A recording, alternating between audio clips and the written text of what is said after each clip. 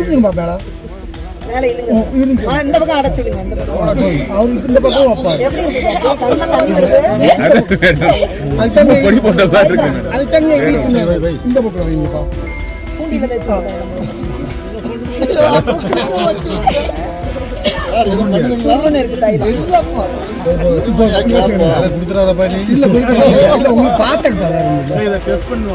கொடைக்கானல்ன்றது ஒரு சுற்றுலா தலம். அதுலயும் கொடைக்கானலுக்கு மேல வந்து ஏகப்பட்ட மலை கிராமங்கள் இருக்கு. இயற்கையான எழில் சூழ்ந்திருக்கக்கூடிய ஒரு கிராமம்.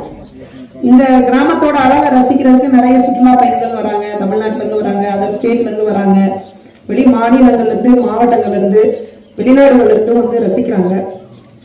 இந்த கிராம மக்கள் வந்து இந்த கிராமத்தினுடைய விவசாயம் நம்பிதான் நீங்க எல்லாருமே இந்த விவசாயத்தை பத்தி வாழ்ந்துட்டு இருக்கீங்க.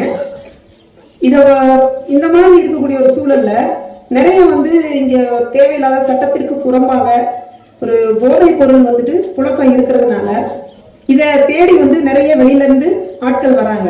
அதனால என்ன ஆகுது, நம்ம கொடைக்கானலுக்கு சுற்றுலா தலத்திற்கான ஒரு கெட்ட பெயர் வந்து ஏற்படக்கூடிய சூழல் ஏற்படுது. அந்த கெட்ட ஏற்படுத்திட்டு இருக்கிறோம். இன்னைக்கு இந்த கவுஞ்சி கிராம மக்களுக்கு காவல்துறை, மதுவிலக்கு காவல்துறை மூலமாகவும் காவல்துறை மூலமாகவும் வந்து உங்களுக்கு ஒரு விழிப்புணர்வு ஏற்படுத்தும் விதமாக தான் நாங்க இங்க வந்திருக்கிறோம். இதுக்கு நீங்க எங்களுக்கு முழு ஒத்துழைப்பு கொடுக்கணும்.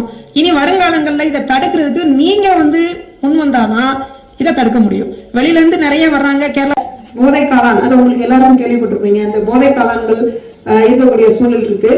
அதை வந்து நம்ம பொதுமக்கள் வந்து வரக்கூடிய சுற்றுலா பயணிகளுக்கு அதை வந்து நம்ம அவங்களுக்கு வந்து இப்ப நீங்க ஒரு நியூஸ்லயோ, விளம்பரத்திலயோ, ஒரு இன்ஸ்டாலயோ, பேஸ்புக்லயோ இதெல்லாம் வந்து பயிரும் பொழுதுதான் இந்த விஷயங்கள் அவங்களுக்கு தெரிய வருது. இது வந்து யாருக்கு டைரக்டா இப்ப போதைக்காலம் நேர பார்த்தா எங்களுக்கு தெரியாது. அதை வந்து நம்ம இங்க இருக்கிறவங்க அதை எடுத்து பயன்படுத்தி சுய லாபத்துக்காக அதை ஒருத்தருக்கு சேல் பண்ணும் பொழுது அது வந்து எவ்வளவு பெரிய பாதிப்பை வந்து மக்களுக்கு ஏற்படுத்தணுங்கிற ஒரு எண்ணம், அறியாமை இல்லாம நீங்க ஒரு அறியாமையில இருக்கிறீங்க. இத வந்து மாத்தணும். இத வந்து ஒரு போதை காளான் அப்படிங்கிற விஷயம் வந்து எல்லாருக்கும் எதுவும் தெரியல. நம்ம சாப்பிட்ற காளான் மாதிரிதான் நினைச்சிட்டு எல்லாரும் இருக்காங்க. அந்த போதை காளான பயன்படுத்துறதுனால வரக்கூடிய விளைவுகள் உடல் ரீதியா எவ்வளவு ரீதியான பாதிப்புகள் ஏற்படுது. அந்த பாதிப்பு அறியாம நம்ம சுயலாபம் அது நீங்க பயன்படுத்துறாங்க அப்படின்னா முறையா வந்து காவல்துறை தெரிவிங்க. உங்க ஊரையும், உங்க கிராம சூழ்நிலையும், உங்க இயற்கையான ஒரு சூழ்நிலையும் நீங்க தான் காக்கணும். நம்ம ஆட்கள் வந்து போதை காளான வித்தா கூட நம்மளும் அதை சாப்பிடுவாங்க. அப்படி சாப்பிட்டாச்சுன்னா அவங்க என்ன ஆகும் உங்களுக்கு தெரியும். ஒரு குடும்பம் முன்னேறணும்னா போதை இல்லாத குடும்பமா இருந்தா மட்டும்தான் முன்னேற்க முடியும். தாய் தகப்பத்தை வந்து தண்ணி அடிச்சுட்டு உட்கார்ந்து இருந்தா, இல்ல இப்போ கஞ்சா போட்டுட்டு இருந்தா அப்படின்னா அந்த குடும்பம் எப்படி முன்னேறும்? அதை கண்ட்ரோல் பண்ண முடியாது. நம்ம தடையிட்டு இருக்கும்போது அடுத்த புதுசாக உருவாக்கி வச்சுக்கிட்டு அது போதையே கிடையாது. அந்த போதை இல்லாத ஒண்ணு புதுசா உருவாக்கி அவர் சம்பாத்தியம் பண்றதுக்காண்டி உருவாக்கிட்டு இருக்காரு. எல்லாருக்குமே தெரியும் உங்களுக்கு. நீங்களும் இந்த ஊர்ல இருக்கிறவங்க தான்.